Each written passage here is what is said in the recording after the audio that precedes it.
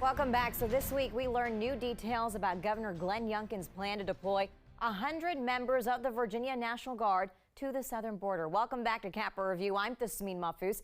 And the governor spoke to those troops this week ahead of their deployment. The National Guard says because of security concerns, they can't tell us exactly when members will leave for Texas, but confirm that it's in the next couple of days.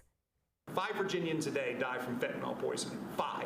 5 died today, 5 will die tomorrow, and that is just beyond belief that we have seen the free flow of fentanyl and other drugs across the Mexican border. Now, the Guard says the mission will last for 30 days with troops from several bases, including in Portsmouth, Lynchburg, and Fredericksburg. So we want to bring in NewsNation national correspondent Jorge Ventura. Jorge, welcome back to Capper Review. So you've been covering this region extensively for months now, and you've seen law enforcement and troops on the ground. What are members of the National Guard expected to do there? Well, they're kind of going to be another layer of manpower for Border Patrol. So while reporting on the southern border right now, Texas has their own National Guard there. Essentially right now, Border Patrol just does not have the manpower to deal with the amount of bodies coming over illegally through that southern border. Many families and children, and then you also have to worry about what we call the gotaways. These are the individuals that do not want to be apprehended by Border Patrol. Usually they have a criminal record or they're smuggling drugs in. So the National Guard is going to act as another layer of manpower for Border Patrol. They'll probably be placed in areas where there's going to be high areas of traffic. And the majority of migrants that are coming over, they do want to turn themselves over to authorities. So when migrants see the National Guard essentially will not detain them, but essentially hold them at that area. They'll contact Border Patrol, and Border Patrol will then come in and they'll do the apprehension and the processing. So right now, National Guard, like I said, will work as like another layer of manpower for Border Patrol, who right now is completely overwhelmed.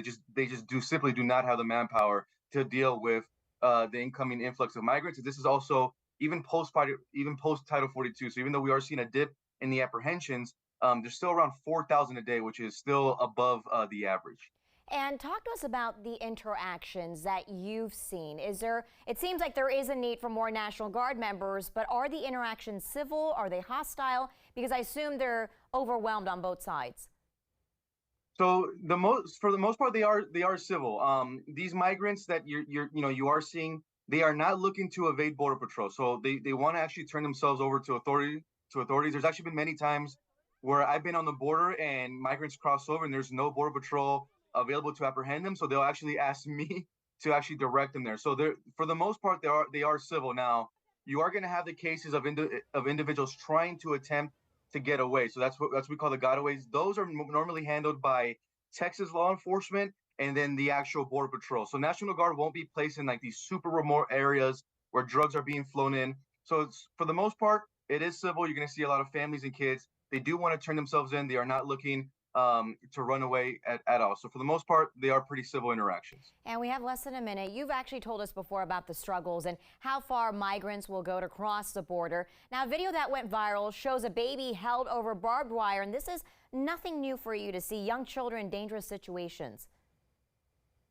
You know, migrants are willing to risk everything. Actually, when I was the past week when I was at the southern border, Texas DPS informed me that just in that week, it was like a 3-day span actually, they actually recovered 4 bodies, including an infant, from that Rio Grande River. So migrants right now are willing to risk everything, even in the brutal heat. We were out there in over 100-degree weather, threats from cartels. They are desperate to make it onto American soil, and including children are placed in those brutal conditions. It was from a human perspective, it's truly heartbreaking to see. But migrants are really, willing to risk it all, for attempts at the American dream. NewsNation correspondent Jorge Ventura, thank you so much for your time and your work out there. Really appreciate it.